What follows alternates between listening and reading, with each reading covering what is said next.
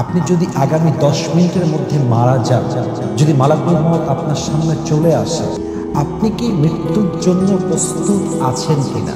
এবং আপনি নিজেকে এই মুহূর্তে রাইট নাও আস্ক ইয়োরসেলফ যে আপনি কোনোদিনও এমন কোনো আমল করেছেন কিনা যে আমলের বিনিময়ে আপনি জান্নাতে যেতে পারবেন, যে আমলের বিনিময়ে আপনার কবরটা জান্নাতের বাগান হবে। যদি আপনার মন বলে যে ইয়েস, আমি এমন অনেক আমল করেছি যে আমলের দ্বারা মৃত্যুর পরে জান্নাত পাবো, দেন আমার আপনাকে বলার মতো কিছু আসলে নেই।